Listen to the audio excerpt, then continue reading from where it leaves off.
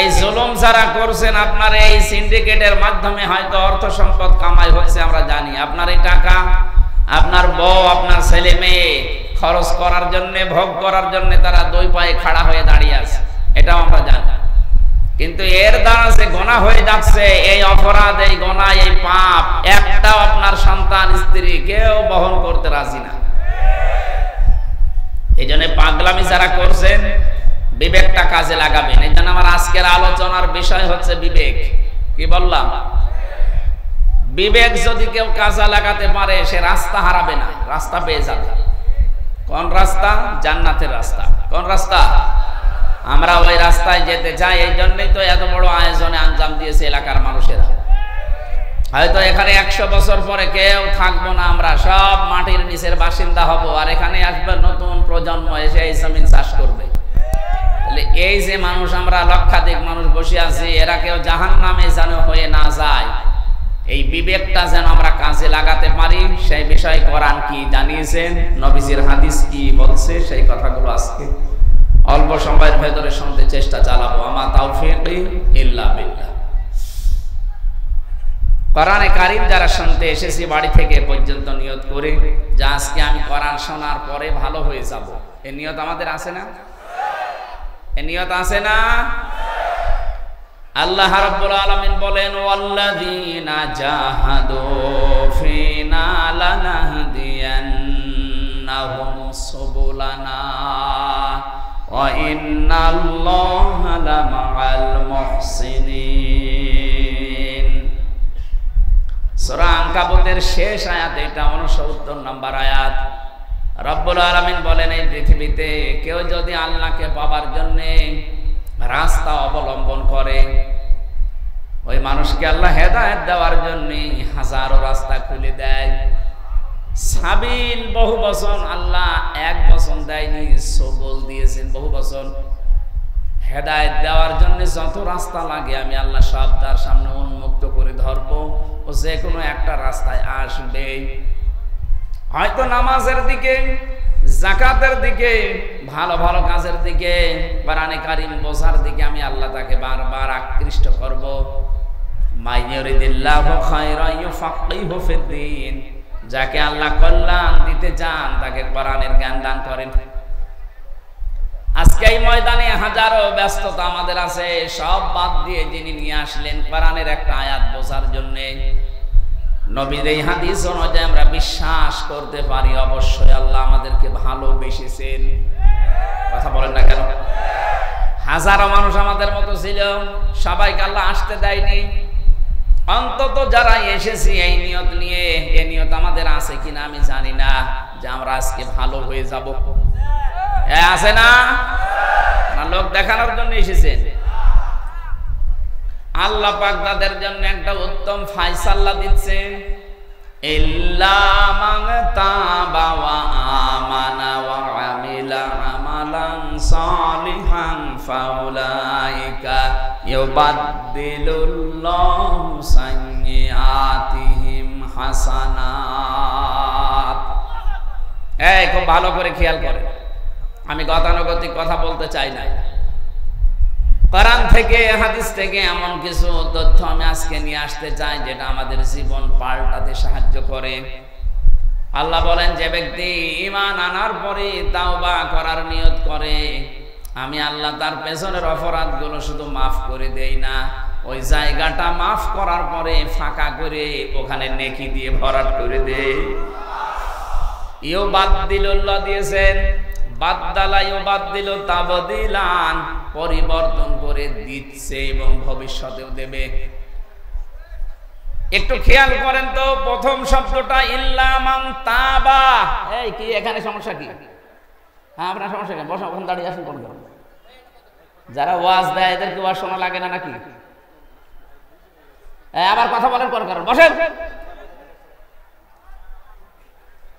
এই কালো গাঞ্জিটা ধরেন তো, কি সমস্যা আপনার? তাড়াতাড়ি বসে, একবার উঠবেন না, 1 ঘন্টার মধ্যে বসেন। 1-1.5 ঘন্টা কথা শোনার পরে একটা কথারও জবাব দিতে পারে না, বেকার বেকার আসে। মনে হয় বান্ধব এসেছে না? আবার এখানে দাঁড়িয়ে আছেন কোন কারণে? হয় বসেন না বাড়ি চলে যান।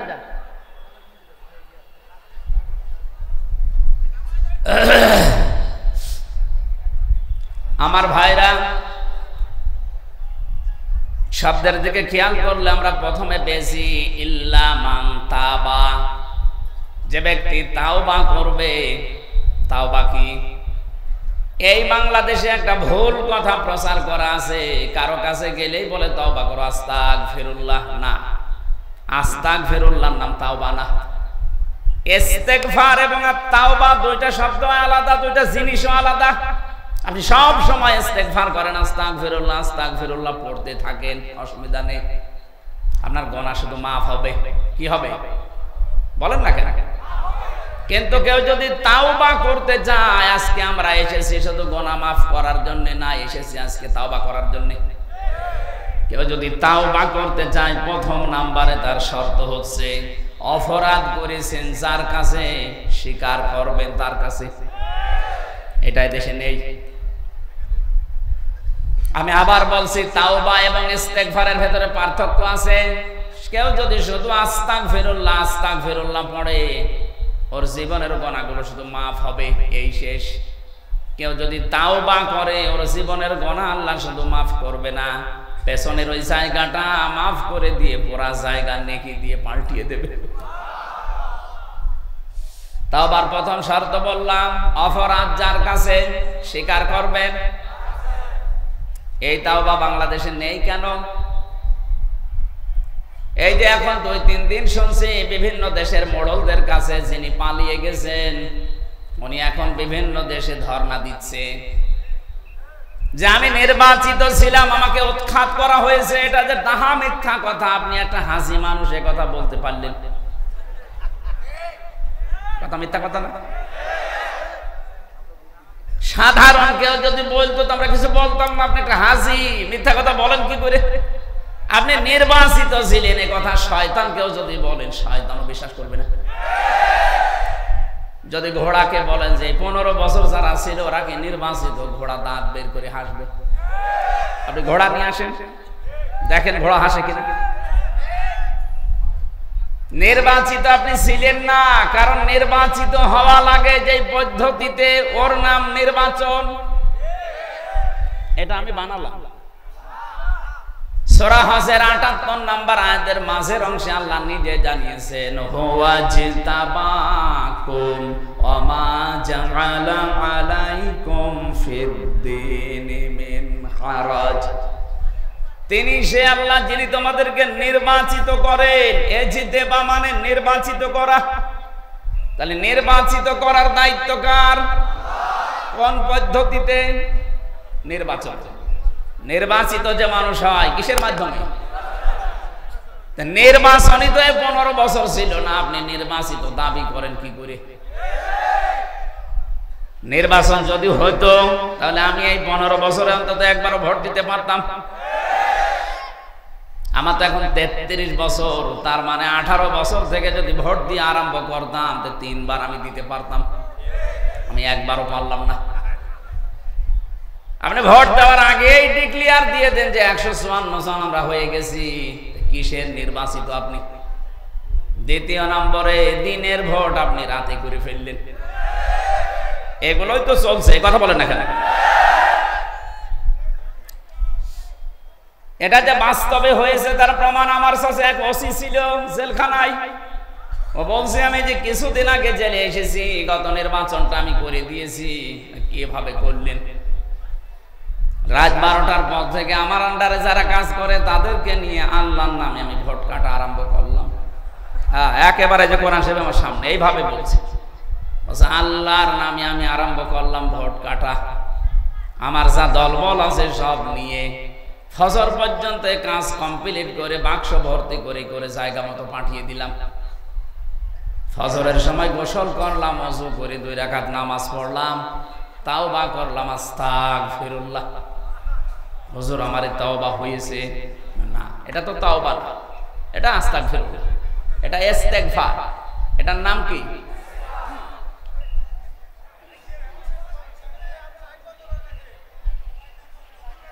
এই লাইট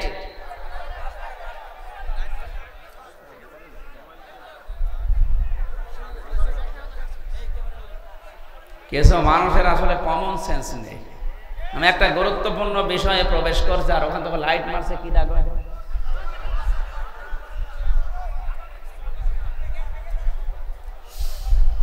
গাজীপুরবাসী খুব খেয়াল করে শুনবেন, একটু যদি অন্য মনস্ক হয়ে যান আপনি কথা মিলাতে পারবেন না, শেষে আবার বলবেন কি বলে গেল, তো মেলে না। না, সব মিলবে। এই যে ওনার যে তাওবাটা আমার কাছে স্বীকার করলেন জেলখানার ওই কন্ডেম সেলের ভেতরে, এটা ডাহা মিথ্যা কথা। ওনার তাওবা হয়নি, ওনার হয়েছে হয়তো ইস্তেগফার। উনি যে অপরাধের জন্য মাফ চাচ্ছে, আল্লাহ ইচ্ছা করলে মাফ করে দেবে, ইচ্ছা করলে শাস্তিও দিতে পারে। কথা বলেন না কেন?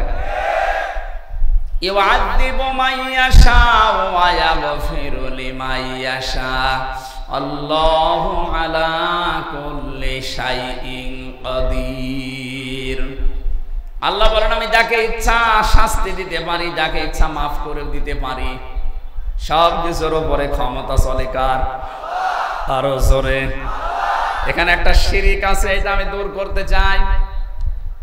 এ বাংলাদেশে এটা বেশি। অনেক নাম করা মুসলমান নামাজ আদায় করে, রোজা পড়ে, রোজা আদায় করে, হজ করে আসে, কিন্তু বলে ক্ষমতার উৎস জনগণ। এটা শিরিক।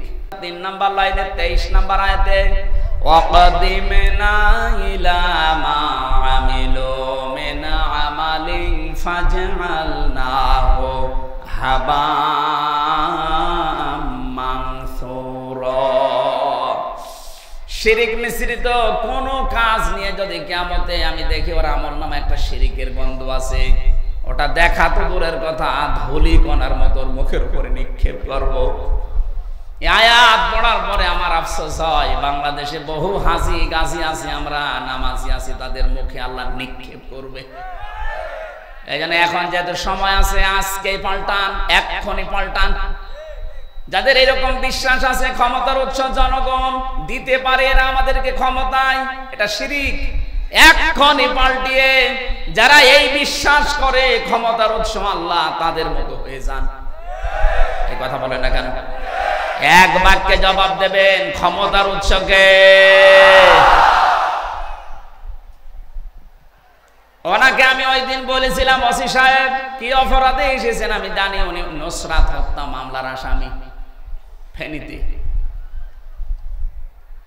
বললাম আপনি যদি সত্যি তাওবা করতে চান, প্রথম নাম্বারে হচ্ছে স্বীকার করা লাগবে। অপরাধ যার কাছে, স্বীকার হবে তার কাছে। আপনি তো আল্লাহর কাছে অপরাধ করেন যে আস্তাগফিরুল্লাহ পড়বেন না, আপনি করেছেন হামজার কাছে। একটা এমপি বানাতে 3.5 লাখ 4 লাখ হামজা লাগে। কথা বলেন না কেন? এদের রায় নিয়ে, ভোট নিয়ে, সমর্থন নিয়ে হওয়া লাগে, আপনি সেইটাই রাতের বেলা করে ফেললেন। সব চাইতে ভয়ঙ্কর আপনার জীবনে ক্ষতি হবে এই 3.5 লাখ 4 লাখ হামজা। এর অনেকেই কিন্তু এই কয় বছরে মরে গেছে। আপনি তাদের কাছে যাবেন কি করে? কপালে হাত দিয়ে বলছে আল্লাহ আমি এ কি করেছি। এটা কি শুধু উনি একাই নাকি বহু মানুষের সাথে জড়িত আছে? এই যে যারা পালিয়ে গেছে, এমনি পালায়নি, ওদের বিবেকে মেনে নিচ্ছে না যে আমি মুখ দেখাবো কি করে জাতির কাছে। 15.5 বছরে আমার বিবেক পর্যন্ত মেনে নেয়নি, তারপর জোর করে পরিচয় দিতাম আমি এমপি। আপনার লজ্জা করতো না? নিজে নিজে ভোট করেন, নিজে নিজে এমপি হয়ে যান, আবার বলছেন আমি নির্বাচিত। এত বড় মিথ্যা কথা সারা দুনিয়াকে জানাচ্ছেন। সারা পৃথিবীর মানুষকে অন্ধ নাকি? তারা দেখেনি এই দৃশ্যগুলো? তারাও জানে। এ দেশের প্রতি তাদের একটা খারাপ ধারণা আসবে যে দেশে যারা আছে এরা মনে হয় এরকম মিথ্যা কথাই বলে। আমি বাইরের বহু দেশ ঘুরেছি। কয়েকদিন আগে আমি সিঙ্গাপুর, মালয়েশিয়া সহ কয়েকটা দেশ ঘুরলাম। ওই সমস্ত দেশে ওরা আল্লাহ বিশ্বাস করে না, দেখেছি সিঙ্গাপুরে, কিন্তু মিথ্যা কথা বলে না। আপনি দেখবেন ওরা মিথ্যা কথা বলে না। আরে যাহা মিথ্যা কথা সারা দুনিয়া সেখানে জানে দেশে 15 বছর কোনো নির্বাচন হয়নি। আর আপনি এখন যদি বিশ্বের মোড়লদেরকে মিথ্যা কথা শোনান, সারা দুনিয়ায় প্রমাণ হয়ে যাবে যে বাংলাদেশে যারা আছে ওসব মিথ্যাবাদী। আপনি আমাদেরকে মিথ্যাবাদী প্রমাণ করতে চাচ্ছেন, এই কথা বলছেন এখানে। রমজানে গিয়েছিলাম ওমরায়, মদিনা থেকে আবু জেহেলের কবর পর্যন্ত যাবার জন্য একটা গাড়ি ভাড়া করলাম। মদিনার স্থানীয় ড্রাইভার ভাড়া মিটিয়ে বললাম ভাই কত দেরি হবে আসতে। এবার আমারে বলছে ইয়া হাজি ওর হজ্জা তাই না বিলাদুকা। ও হাজি দেশ কোথায়? আমি যেহেতু বাংলাদেশ, বাংলাদেশ থেকে এসেছি। আমারে বলছে হারামি। হারাম মানে? আপনাকে বলি নাই, আপনার দেশে যে মহিলা আছে ওই মহিলা হারামি। তো ঠিক আছে, আপনি গালি দেন, আপনি গালি দেন, আমারে আরো দরকার হয় ধার করেন, আমিও শুরু করছি।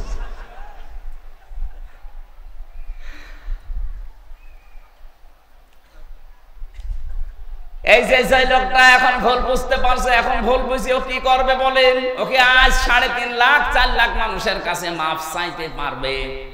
আর যদি 3.5 লাখ 4 লাখ মানুষের কাছে মাফও চায়, যারা মারা গেল ওদের কাছে চাবে কি করে? এই জন্য 15.5 বছরে যারা ছিলেন, আপনাদের দুনিয়াও শেষ, এখন আখিরাতও শেষ। কারণ আপনি তো স্বীকার করতে পারছেন না। দ্বিতীয় নম্বরে আর একটা পদ্ধতি আছে। আপনি যে অপরাধটা করলেন, এই অপরাধের জন্য অনুশোচনা করে অনুতপ্ত হয়েছে, ক্ষতিটা যার করেছেন তার কাছে ওই ক্ষতিপূরণ পৌঁছিয়ে দেবেন। কথা বলছেননি? আপনি আমার এই যে আমি 3 বছর জেলে ছিলাম, কয়েকদিন আগে আমার মামলা খারিজ হয়ে গেছে। আদালত আমার মামলা দেখার পরে এভাবে বলছে কি দিয়ে বিচার করব, কোনো মাল পাচ্ছি না, সব খারিজ করে দিলাম। বলেন তো আদালত এই যে আমাকে নির্দ্বিধায় সব মামলা থেকে অব্যাহতি দিয়েছে, একেবারে বেকসুর খালাস, আমার কোনো দোষ পাইনি, আমি নিরপরাধ নির্দোষ। কথা বলেন এখানে।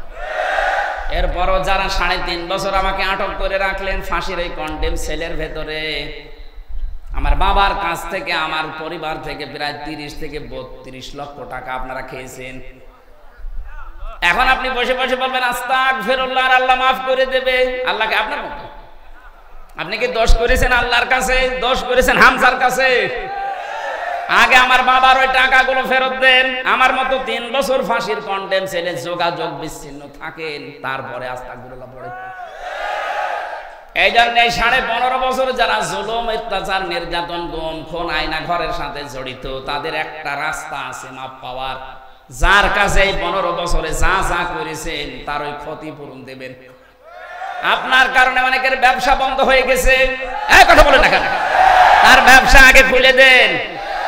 কাউকে চাঁদাবাজি করেছিলেন, ওই চাঁদার টাকা ফেরত দেন। কাউকে মিথ্যা মামলা দিয়ে 15 বছর ঘরে থাকতে দেননি, আগে ওই ক্ষতিপূরণ দিয়ে আসেন। কাউকে খুন করেছেন, গুম করেছেন, আয়না ঘরে রেখেছেন, আপনাকে ওইরকম রাখা হবে। আমি মাত্র 10 দিন ছিলাম, আমি মাঝে মাঝে দেখতাম এই যে এত বড় বড় নখ হয়ে গেছে, কেউ 8 বছর, কেউ 10 বছর, কেউ 14 বছরও আছে, এত বড় বড় নখ হয়ে গেছে, চুল দাড়ি গোপ মনে হচ্ছে বন থেকে বেরিয়ে আসতেছে। মাটির নিচে যখন আমার নিয়েছে, তো মাঝে মাঝে আমি দেখেছি এই নখ দিয়ে অনেকে দেওয়ালের সাথে এভাবে এই যে খুশিয়ে খুশিয়ে মোবাইল নাম্বার ছোট্ট ছোট্ট করে লিখেছে। ভাই বাইরে যদি যেতে পারে একটু জানাবেন যে আমি বেশি আছি।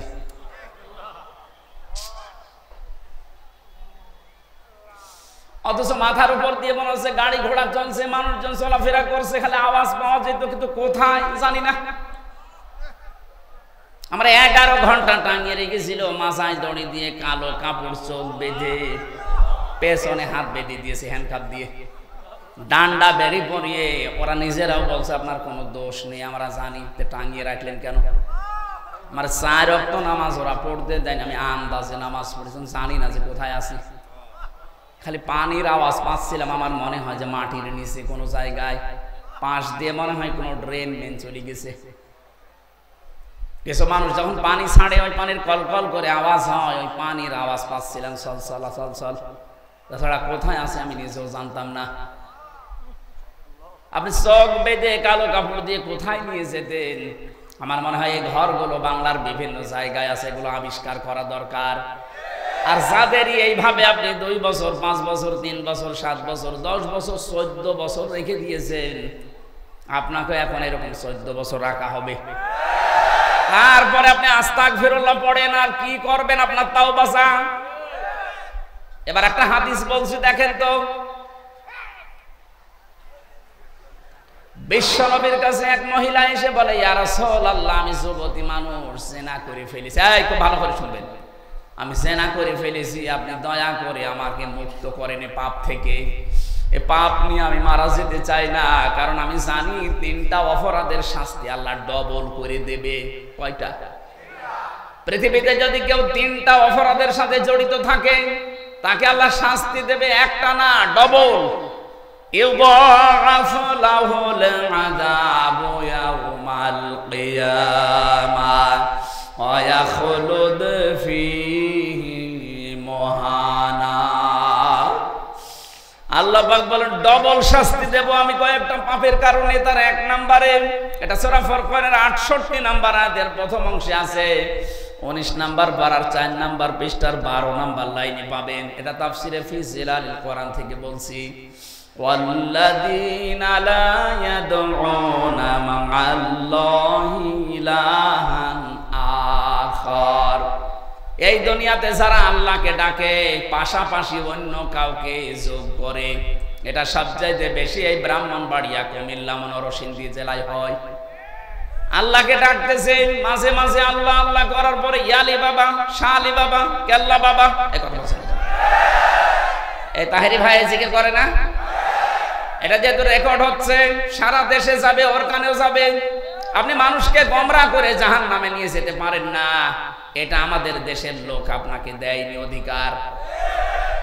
আপনি নিজে জাহান্নামে যেতে চান, যান। কিসের সুন্নি নাম নিয়েছেন, এগুলো সব ভণ্ডামি। সুন্নতের কোনো বালাই নেই, আন্দাজে সুন্নি নাম নিয়েছে। এজন্য ভণ্ডামি গুলো করে মানুষকে যারা শিরিকের দিকে আহ্বান জানিয়ে নিজেও জাহান্নামে যাচ্ছে, আরো জনগণ নিয়ে যাচ্ছে, এরা তো না বুঝে যাচ্ছে। এই জন্য বিবেক বলছিলাম না, আলোচনার বিষয়টা এমনি বলি নাই, বিবেক কাজে লাগাবে আজ। আমি তো কোরআন থেকে দলিল দিচ্ছি, মা আল্লাহ, মা মানে সঙ্গে, মা মানে আল্লাহর সাথে যারা সঙ্গে যারা অন্য কাউকে ডাকে, আপনি কোন কারণে ইয়া আলী বাবা, শাহ আলী বাবা, কেল্লা বাবা, ফতে বাবা, কোন কারণে জিকির করবেন? আপনার তো জিকির হবে কার নামে? আরো জোরে। এবার আরেকটা দলিল বলছে সূরা আরাফের 180 নম্বর আয়াতের মাঝে এটা আছে, আলিল্লাহিল আসমাউল হুসনা ফাদউহু বিহা ওয়া যারুল্লাযীনা ইউলহিদুনা ফি আসমাই। আমি আল্লাহর অনেক সুন্দর সুন্দর নাম আছে, যে নামে পারো আমাকে ডাকো। হ্যাঁ, আপনি আল্লাহ আল্লাহ বলেন, এরপরে আপনি ইয়া রহমান, ইয়া রহিম, ইয়া কুদ্দুস এভাবে ডাকেন। শালি বাবা, কেল্লা বাবা, ফতে বাবা কোথায় দিলেন? আল্লাহর 5000 নাম আছে, কায়দাতে পড়বেন 99টা, বাকি তাফসিরে পড়েছি 5000। কোন নামের ভেতরে তো শালি বাবা, কেল্লা বাবা, ফতে বাবা পাইনি। কোথায় জিকির করেন আপনি? আপনি যদি নিজে জিকির করে ডবল শাস্তি পেতে চান, আপনি নিজে জাহান্নামে একা যান। এই বেদাতীদের সাথে জিকির করে আমরা জাহান্নামে যেতে চাই না।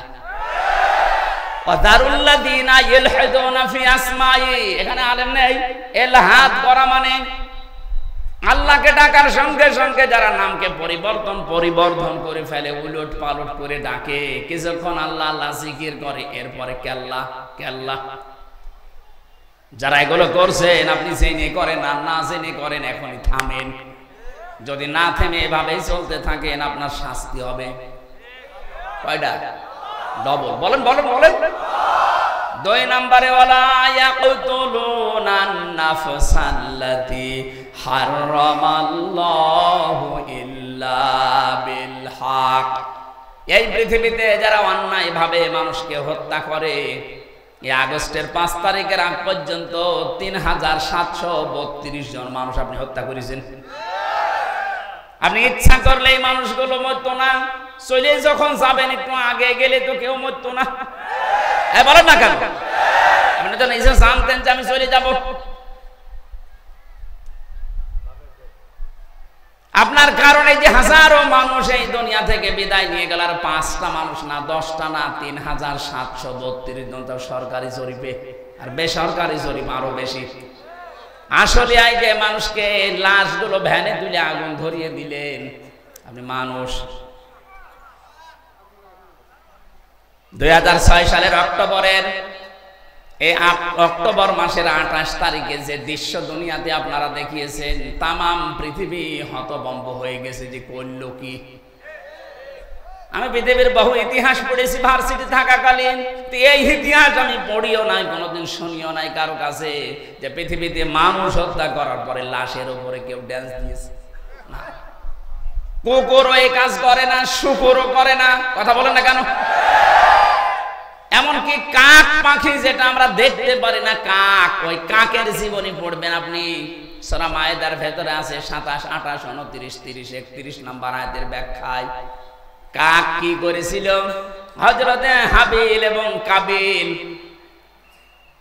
তাকে হত্যা করার পরে আদম নবীর এই সন্তানদেরকে, এক সন্তান আর এক সন্তানকে হত্যা করার পরে তখন অনুশোচনা আসছিল যে আমি করলাম কি করবো আমার ভাইকে। এখন দুইটা কাক আল্লাহ পাঠিয়ে দিলেন।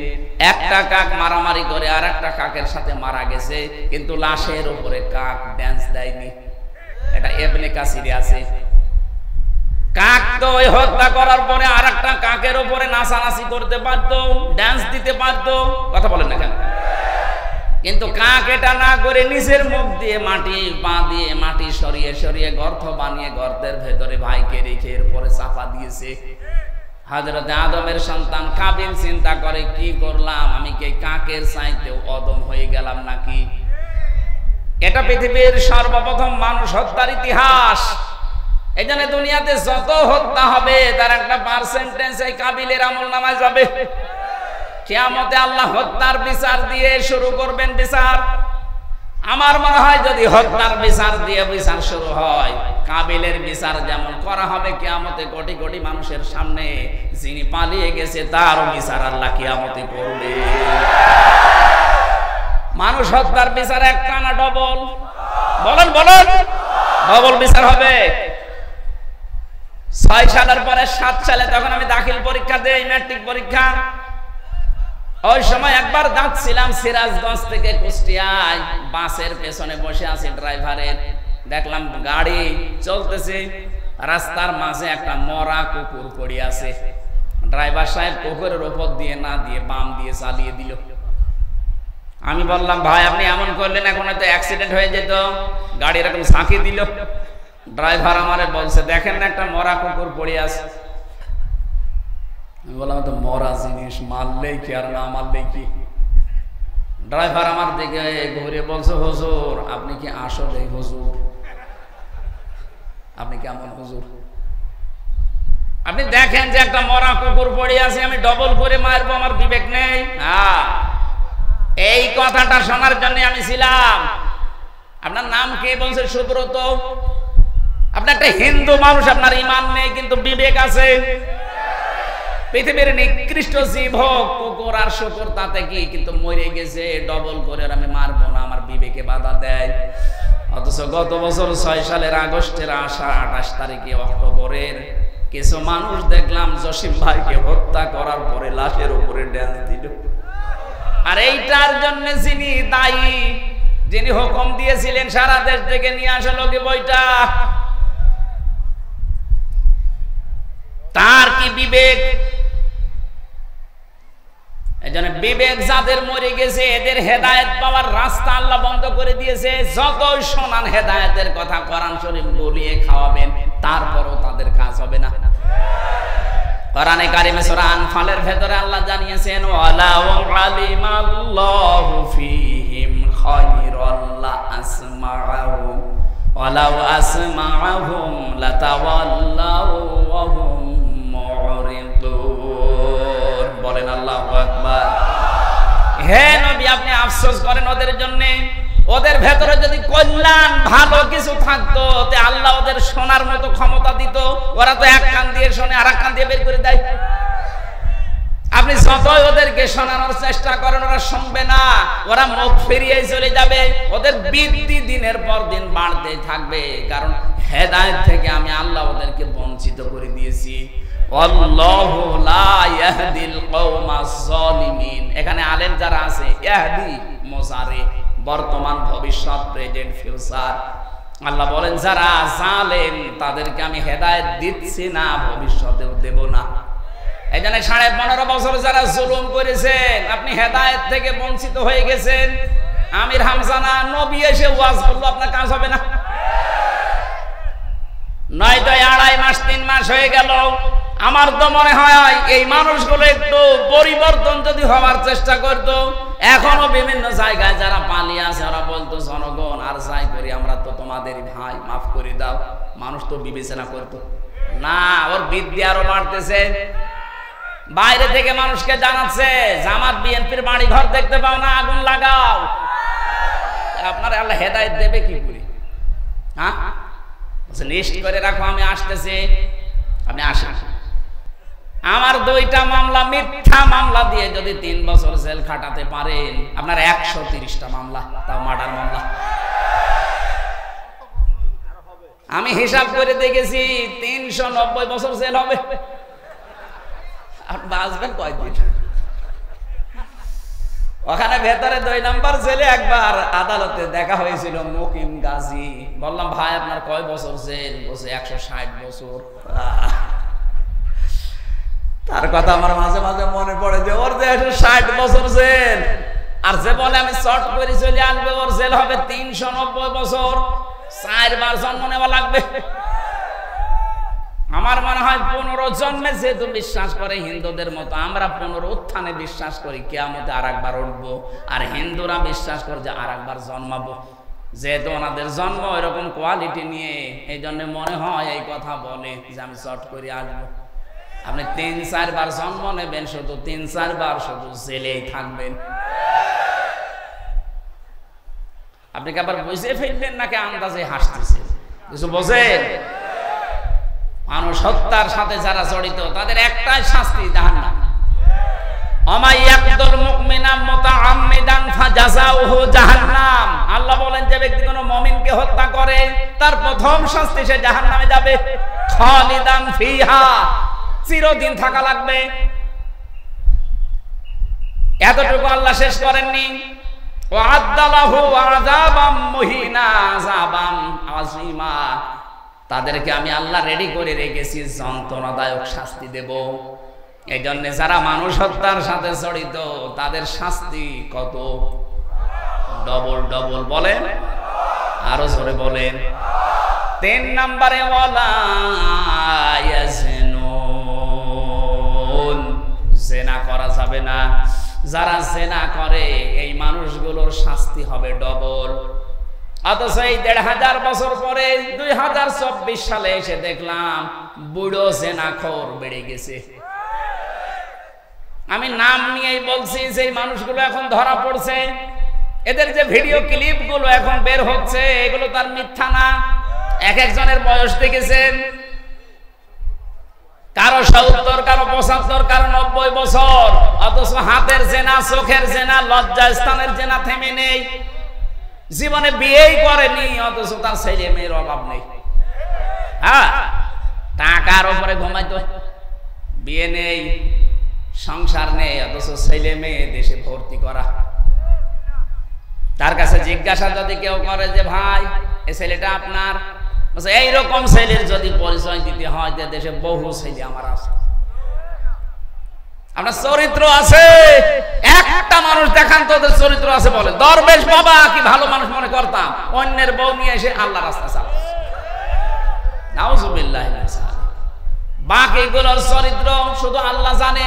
ওদের এক একজনের 3 minute, 5 minute, 7 minute video viral হয়, অডিও ভাইরাল হয়, সারা দুনিয়ার মানুষ ঘৃণা করে। এই যে টাকলা মুরাদ নেই, মাত্র 6 মিনিট 45 সেকেন্ডের একটা ভিডিও অডিও ক্লিপ ফাঁস হয়েছিল, ওর সব হারিয়েছে।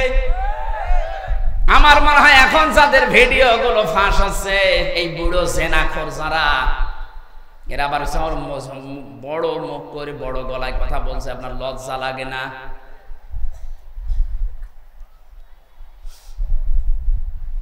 জেনা যারা করছেন এখনো থামবেন আপনি। নিজের বৈধ স্ত্রী থাকার পরও যারা জেনা করছেন বিভিন্ন হোটেলে, আবাসিক জায়গায়, বিভিন্ন কায়দায়, পরকীয়া প্রেমের মাধ্যমে জেনা হয় মুখের। কিসের?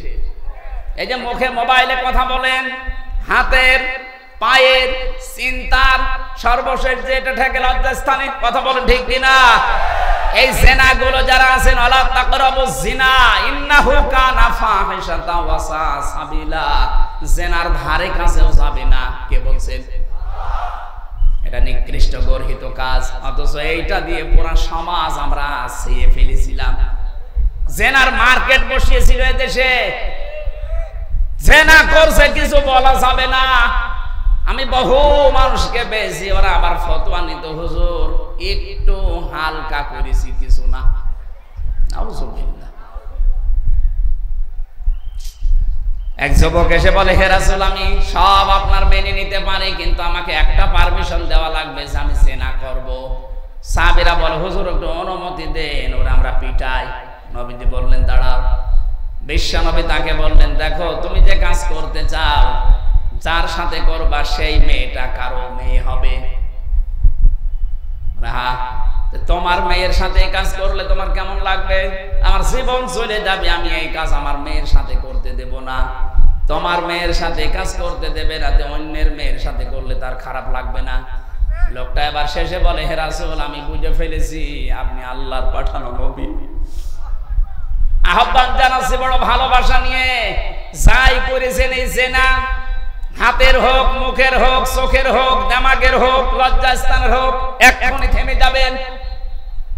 শাস্তি যদি দুনিয়ায় নিতে পারেন তো আলহামদুলিল্লাহ, যদি শাস্তি না হয় কিয়ামতের দিন কিন্তু ডবল শাস্তি আল্লাহ আপনাকে দেবে। মেয়েটা বলছিল, হে রাসূল আমি তো করেই ফেলেছি, আমি জানি জেনার শাস্তি ডবল হয়, আপনি আমাকে তাড়াতাড়ি মুক্ত করেন। বিশ্বনবী বললেন, না এ কথা কাউকে বলবা না, বাড়ি চলে যাও। দ্বিতীয় দিন আবার এসে বল, হে রাসূল আপনি তাড়াতাড়ি করেন, আমি মুক্ত হতে চাই, আমার মনে আমার বিবেকে মেনে নেয় না। নবীজি বললেন, বাড়ি চলে যাও, এ কথা কাউকে বলবা না। তৃতীয় দিন আবার এসে বলে, হে নবী আপনি আমার বিচার করেন। বিশ্ব নবী ডাক দিয়ে বললেন, জেনা করার দ্বারা তুমি কি গর্ভবতী? বলে হ্যাঁ। তাহলে বিচার করা যাবে না, কারণ তোমার দোষ থাকতে পারে, ওই বাচ্চাটার কোনো দোষ নেই, ও তো নিষ্পাপ। এতটুকু মানুষ দুনিয়ায় আসে নাই, তার ব্যাপারেও নবীজি কত সচেতন, তার অধিকার যেন নষ্ট না হয়।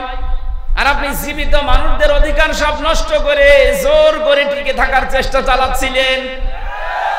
আপনি মানুষ, পৃথিবীতে ওই লোকটার উপরে আল্লাহর লানত, যেই লোকটা জোর করে ইমামতি করে, মুসল্লিরা তার উপরে নারাজ। এখানে ইমাম মানে মসজিদের ইমাম না, এখানে রাষ্ট্রের ইমাম। এদেশের যারা দায়িত্বে ছিলেন, আপনি জরিপ চালান, এখন 100 জনের আমার মনে হয় কমপক্ষে 95 জন আপনাদেরকে দেখতে পারতো না। জোর করে যে আপনি এতদিন পর্যন্ত দায়িত্ব পালন করলেন, যতদিন ছিলেন ততদিন আল্লাহর গজবে ছিলেন। আমার ভাইয়ের আমি যে কথা বোঝাতে চাই, খুব ভালো করে এবারে হাদিসটা খেয়াল করেন। লোকটা এসে, মেয়েটা এসে বলে, হে রাসূল আমার খালাস হওয়ার পরে আমি সন্তান নিয়ে আসবো। ঠিক আছে আসো। ডেলিভারি করার পরে এসেছে, নবীজি বললেন না এখনই হবে না, কারণ এই বাচ্চাটার দুধ খাওয়ার দায়িত্ব আছে তোমার প্রতি। আমি এবার আলেমদেরকে বলছি, দুধ দিতে হবে সন্তানকে, এই দায়িত্ব মার না বাবার? হ্যাঁ, বাবার দায়িত্ব। খরচ পাতি দেওয়ার দায়িত্ব বাবার। লিমান আরাদা আন ইউতিম্মার রাদা, কোরআনের আয়াত সূরা বাকারার ভেতরে আছে। এখানে মুযাক্কার শব্দ আল্লাহ দিয়েছেন, যেহেতু আমাদের জিনিসপত্র নেই, এই কারণে মাকে আল্লাহ দায়িত্ব পালন করার জন্য বলেন। কিন্তু মা যদি বলে না আমি এটা করব না, মায়ের গুনাহ হবে না। কি মায়ের গুনাহ হবে? মা যদি বলে এক একটা সন্তানকে দুধ পান করাবো আমি 2 বছর করে 5 লাখ টাকা দেওয়া লাগবে, এ নজরুল ভাইকে তাই করা লাগবে। মাইকে আমার মনে হয় বলা ভালো হলো না, কারণ আমারও তো 40 দিন আগে একটা হয়েছে। ও যদি এখন শোনে বলবে ঠিক আছে 5 লাখ দাও, না যে তোমার মেয়ে তুমি না। আমি একটা ধরা খেয়ে গেলাম, মাইকে আমি এই হাদিস আর বলবো না। সম্মানিতা মা বোনেরা, যদিও আপনার গুনাহ হবে না, কিন্তু আল্লাহ পাক একটা ব্যবস্থা আপনার মাধ্যমে করেছেন। আপনি যদি 1 ফোঁটা দুধ সন্তানকে দিতে পারেন, একটা মরা শিশু জিন্দা করে দিলে যে সওয়াব হয়, এরকম সওয়াব আল্লাহ দান করবে। দ্বিতীয় নম্বরের বিষয় হচ্ছে, নবীজি কেন ওই মহিলাকে বললেন? কারণ ওই মহিলার স্বামী তো নেই। যেই লোকটা বাচ্চা জন্ম দিয়ে সে তো লাপাত্তা পালিয়েছে। এখন এই মহিলাকে বলবে কি করে যে তোমার স্বামীর কাছে যাবে? তো সন্তানটাই অবৈধ। কথা বুঝতেছে? এই জন্য নবীজি বললেন 2 বছর আগে দুধ খাওয়াও। 2 বছর পরে যখন এসেছে বিশ্ব নবী ডাক দিয়ে বলল, বাচ্চাটাকে এক সাহাবীর আন্ডারে দিয়ে দাও, মেয়েটাকে মাটির ভেতরে গেড়ে ফেলো, উপর থেকে পাথর চালাও। সবাই পাথর মারতে আরম্ভ করেছে। হযরতে খালিদ বিন ওয়ালিদ বলেন, আমি এত জোরে একটা পাথর নিক্ষেপ করলাম, রক্ত ফিনকি দিয়ে আমার শরীরে লেগেছে। বরদোয়া দিলাম, গালি দিলাম মেয়েটাকে। নবীজির কানে যাওয়ার পরে বিশ্ব নবী বললেন, থামো খালিদ, আমি নবী, তুমি নবী না? আমি যা দেখি তুমি দেখতে পাও না? আমাকে যা বলা হয় তোমাকে তো তা বলা হয় না। আমাকে জিবরাইল এই মুহূর্তে জানিয়ে গেল, এই মহিলার যে কাকুতি মিনতি, যে অনুশোচনা, যে তাওবা, যে ব্যবস্থা মহিলা কায়েম করে গেল, যে শাস্তিটা নিয়ে গেল, যে তাওবাও করেছে, এই পৃথিবীর কোন জালেমও যদি এইভাবে তাওবা করতে পারে আল্লাহ তাকেও মাফ করে দেবেন। ও বাংলার মানুষেরা, 15.5 বছর যাদের দ্বারা জুলুম, অত্যাচার, নির্যাতন হয়েছে, আপনি তো অন্তত জানেন যে আমার দ্বারা কি কি ক্ষতি কার কার হয়েছে।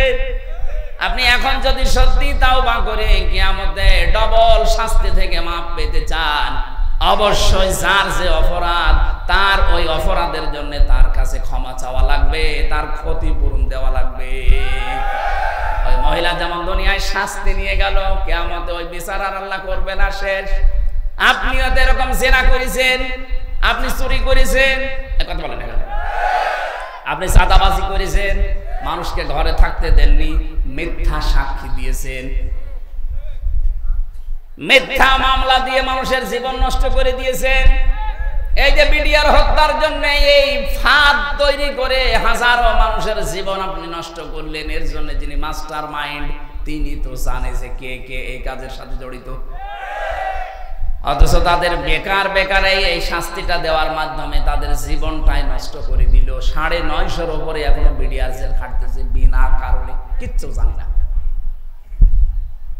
এর সাথে যারা জড়িত এইগুলোকে নিয়ে এসে আমাদেরকে যেমন বলতেন আমরা যে নখ তুলে দেব, তাদেরকে একটু নখ তুলে দেন তো সব সত্য বের হয়ে যাবে। এই কথা বলেন না কেন?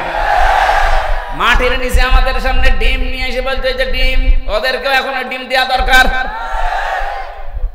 সেদিন এক লোক বলছে ডিমের এত দাম বেড়ে যাচ্ছে কি করে, মনে হয় উপর দিয়েও দেয় নিচ দিয়েও দেয়, তাই বলছে। ডিমগুলো আমাদেরকে দেখিয়ে বলতে হয়েছে আমরা এটা দেই। আমি আশা করছি এখন এই বিডিআর হত্যা, এই হত্যা না, এটা একটা হত্যাকাণ্ড। এই কাণ্ডর সাথে যারা জড়িত এদের প্রত্যেকে এরকম এই নখ তোলা মেশিন দেখান, কথা বলে না কেন? আরে আপনি ওদেরকে বিনা কারণে জেল খাটাবেন, ওদের ছেলে মেয়ে বাপ মা, ওদের বরদোয়া লাগছে না আপনার? এখনো মুক্তি হইতে চাইলে ওদেরকে ছেড়ে দেন। শাস্তি যা দেওয়ার বহু শাস্তি আন্দাজে তাদের উপরে বানিয়ে বানিয়ে দিয়েছেন। ওনারা আমাকে বলতো হুজুর আমরা যে অপরাধ করি নাই, তারপরও যদি করে থাকি, কাবা শরীফের দিকে তাকিয়ে কোরআন শরীফ মাথায় নিয়ে আমার সামনে বিডিআররা বলতো যে আল্লাহর কসম কোরআন আমার মাথায়, আমি কিচ্ছু জানি না।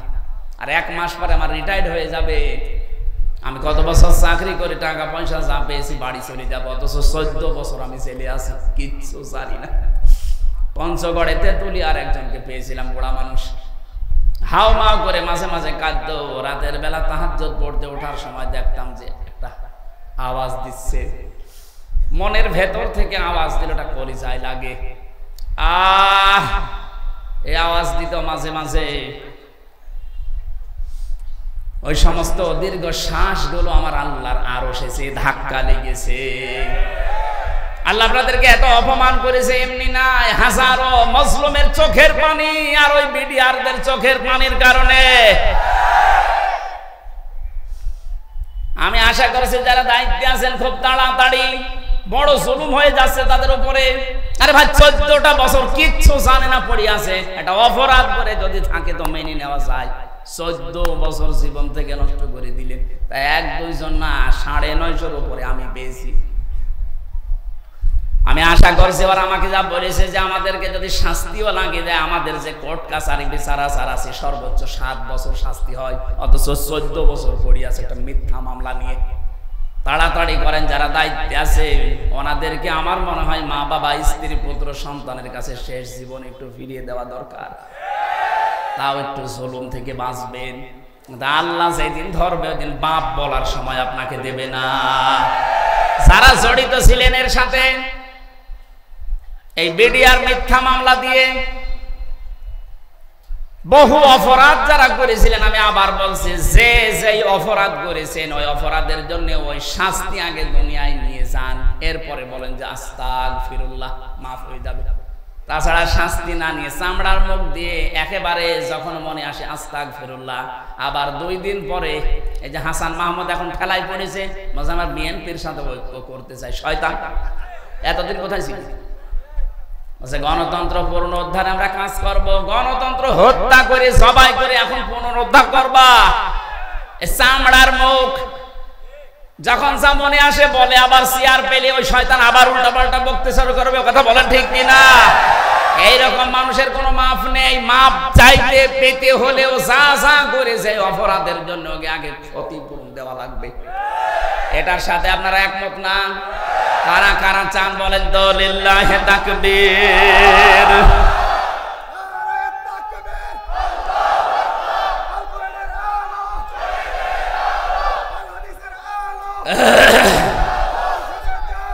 আলহামদুলিল্লাহ ভাই, আমি যেটা বোঝাতে চেয়েছি এতক্ষণ পর্যন্ত ডালপালা তৈরি করে আমার মনে হয় আপনি বুঝে ফেলেছেন। তাওবা করার নিয়ত যাদের, প্রথম শর্ত আপনাকে বলা লাগবে যে হ্যাঁ আমি ভুল করে ফেলেছি, আমরা অপরাধী।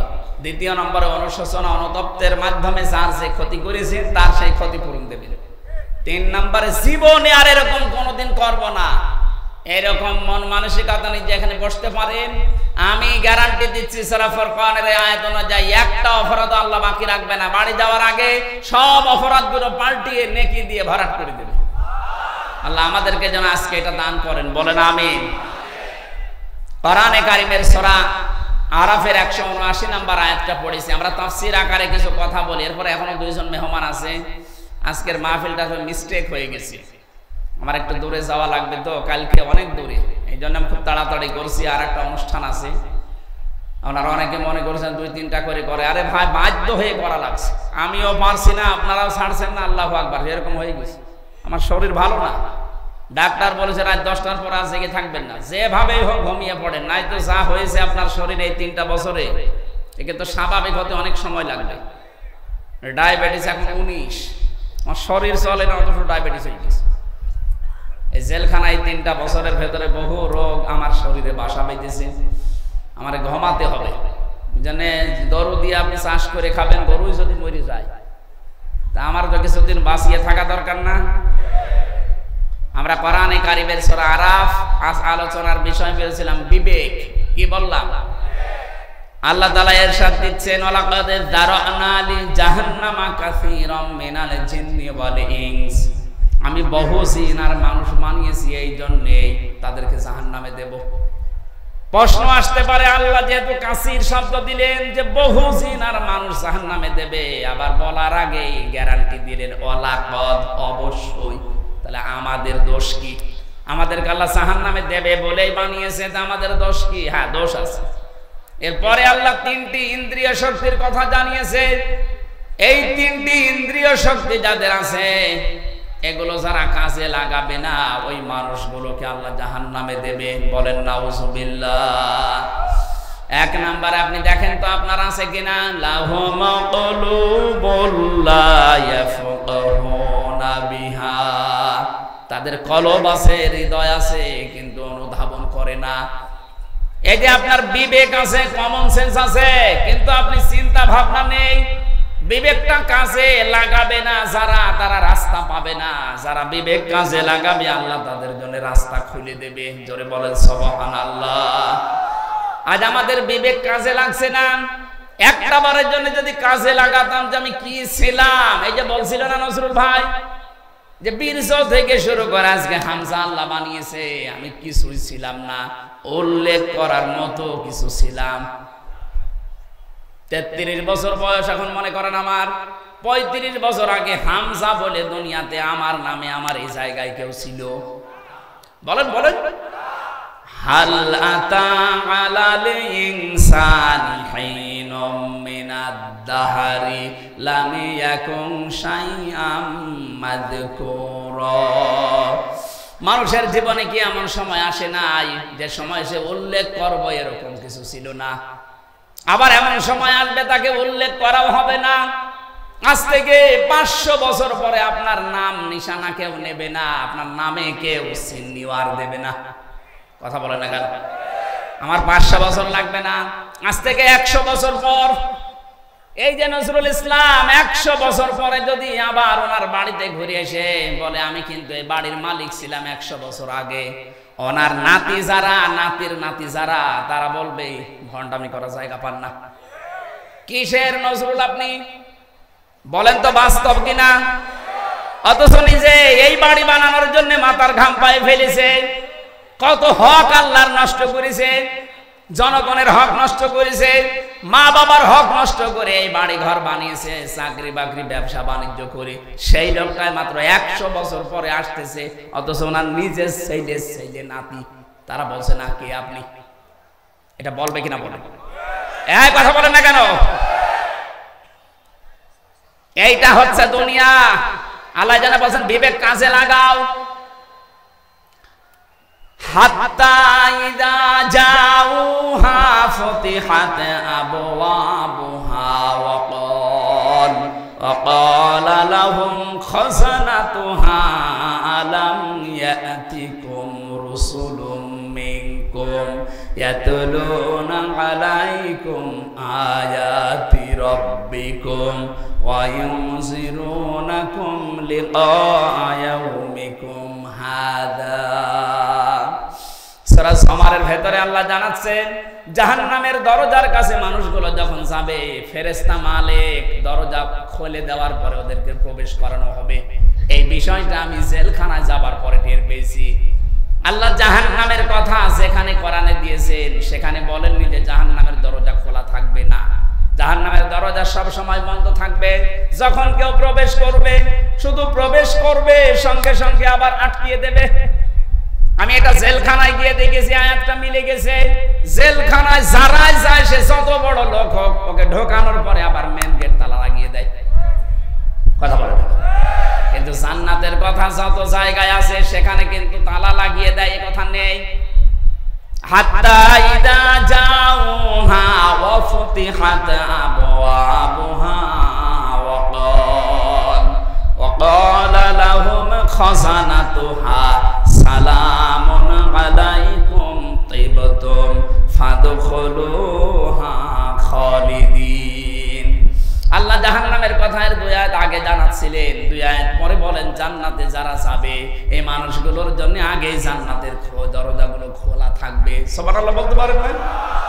জাহান্নামের দরজা সব সময় বন্ধ থাকে, কেউ ঢুকলে খোলে আবার বন্ধ করে দেয়, জেলখানার মতো।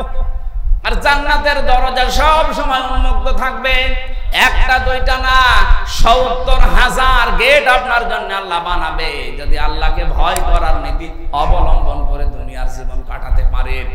আল্লাহ তুমি আমাদেরকে এই আয়াতের ভেতরে শামিল করো, বলেন আমিন। দরজায় যিনি দাঁড়িয়ে আছে মালিক, তিনি বলবে আলাম ইয়াতিকুম রাসূলুম মিনকুম, তোর কাছে কি রাসূল যায়নি?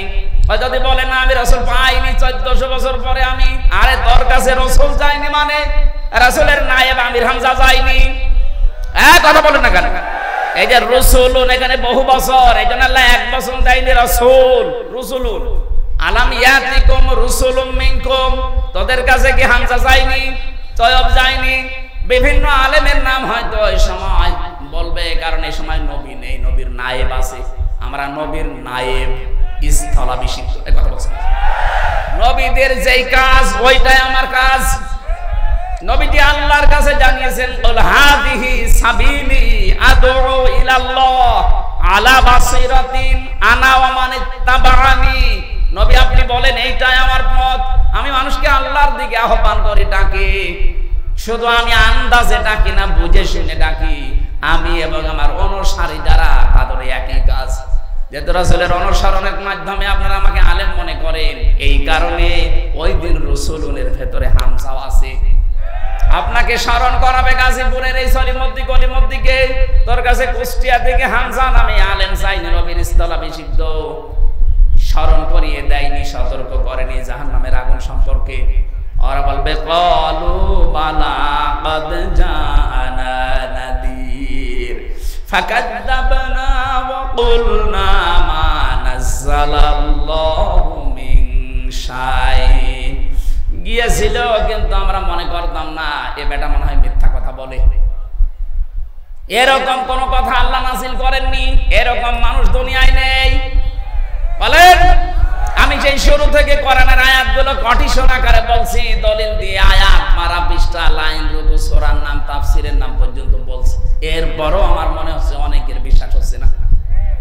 বিশ্বাস যদি হতো তাহলে তো আজকে থেকে জীবন পরিবর্তনের জন্য সিদ্ধান্ত নিতেন।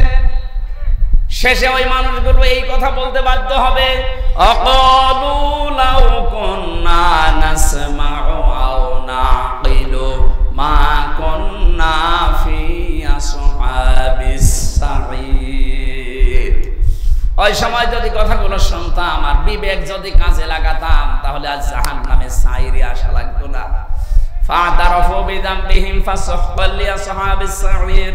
নিজেরা তখন পাপের স্বীকৃতি দেবে, হ্যাঁ আমরা অপরাধী, তখন আপনি স্বীকৃতি দিয়ে এমন জায়গা যে শুধরাবেন, সেই রাস্তা আর খোলা নেই। সুতরাং ওখানে যেন যাওয়া না লাগে, বিবেকটা এই মুহূর্তে আমাদের কাজে লাগানো দরকার কিনা? আরো জোরে বলেন, দরকার কিনা? যাদের বিবেক আছে কিন্তু বিবেকে কাজ করছে না, আপনি মানুষের তালিকায় নেই। আল্লাহ বলেন উলাইকা কালানাম, এরা চতুষ্পদ জানোয়ার, বালহুম আদল। হ্যাঁ, আপনার গুলশানে বাড়ি থাকতে পারে, আপনি এই দেশের অর্ধেক জায়গার মালিক হতে পারেন, আল্লাহর ভাষায় যাদের বিবেক কাজে লাগেনি এই 15 বছরে তো আরো বেশি কাজে লাগেনি। আপনি নিজে জানতেন যে আমি বিনা ভোটের এমপি, আপনার বিবেক মেনে নিত কি করে? বলেন না কেন? আপনার বিবেক মেনে নিত কি করে বলেন? আপনি তো নিজেই জানতেন যে আমি কয় নাম্বার এমপি, এরপরও বুক ফলিয়ে আপনি বলতেন আমি এমপি। কিসের এমপি? আপনাকে আমরা ভোট দিয়েছি। এই যে বিবেক যাদের কাজে লাগলো না, এরা সারা দেশের অর্ধেক জায়গার মালিক হলে এরা আল্লাহর কাছে জানোয়ার। আল্লাহ শুধু জানোয়ার বলেন নাই, বালহুম আদল বলেন, এর চাইতে এরা নিকৃষ্ট। উলাইকা হুমুল গাফিলুন, এরা গাফেল। এদের শ্রবণ শক্তি, এদের দর্শন শক্তি, এদের অন্তর কাজ করে না। ওয়াজআলনা লাহুম সামআ ওয়া আবসারা ওয়া আফইদা ফামা আগনা আনহুম সামউহুম ওয়ালা আবসারুহুম ওয়ালা আফইদাতুহুম মিন শাইইন ইয কানু ইয়াজহাদুন। এই মানুষগুলোকে আমি কান দিয়েছিলাম তোমাদের মতোই, চোখ দিয়েছিলাম তোমাদের মতোই, অন্তর দিয়েছিলাম, কিন্তু এদের কান, চোখ, অন্তরে কোনো কাজ হয়নি। ফাইন্নাহা লা তা'মাল আবসার ওয়ালাকিন তা'মাল কুলুবুল্লাতী ফিস সুদূর। এদের এই কান অন্ধ হয়ে যায়নি, চোখ অন্ধ হয়নি, বরং অন্তরে থাকা একটা কান আছে, চোখ আছে, এইটা ওরা অন্ধ করে ফেলেছে। নবীজি বলেন যারা গুনাহ করে, গুনাহ করার দ্বারা একটা করে কালো দাগ পড়তে থাকে অন্তরের উপরে, পড়তে পড়তে পুরো অন্তরটাই কালো হয়ে যায়। তখন ওর ভালো কাজও ভালো লাগে না, খারাপ কাজও ভালো লাগে না, সব সমান মনে হয়। দেখছেন না, গতকালকে একজন ধরা পড়েছে মদের বোতল নিয়ে। এটা যে অন্যায় কাজ মুসলমানের দেশে, এটা যে বিবেক বহির্ভূত কাজ, আল্লাহ বিরোধী কাজ। উল্টা বলছে কি, আমার বাবার টাকা দিয়ে আমি মদ খাবো, তোর কি? তুই এটা আমেরিকা পেয়েছিস? 96% মুসলমান এখানে বাস করে। আল্লাহর নিষিদ্ধ কাজ, হারাম কাজ তুই জোর করে করবি, এই দেশে না চলে যা। কথা বলেন না কেন? যেখানে যাওয়া দরকার ওখানে যাই। এখানে আল্লাহর নিষিদ্ধ কাজ প্রকাশ্যে আমরা চলতে দিতে পারি না, তাহলে গজব নাজিল হবে। আজ মানবাধিকারের নাম নিয়ে সমকামী প্রমোট করে যারা বাংলাদেশে ঢাকার রাজধানীর বুকে অফিস খুলতে চাচ্ছেন, এদের একটা মুসলমান বেশি থাকতে হারাম কাজ হতে দেবে না ইনশাআল্লাহ। যারা করতে চাচ্ছেন বন্ধ করেন। তামাম দুনিয়া সব একদিকে হয়ে গেল, একজন মুসলমান একদিকে থাকলেই সে যথেষ্ট। তামাম দুনিয়া একদিকে ছিল না, আর বিশ্বনবী একা একদিকে ছিল। কথা বলেন না কেন? আমরা ওই নবীর উম্মত, ওই রকম ঈমান আমরা তৈরি করতে চাই। আমরা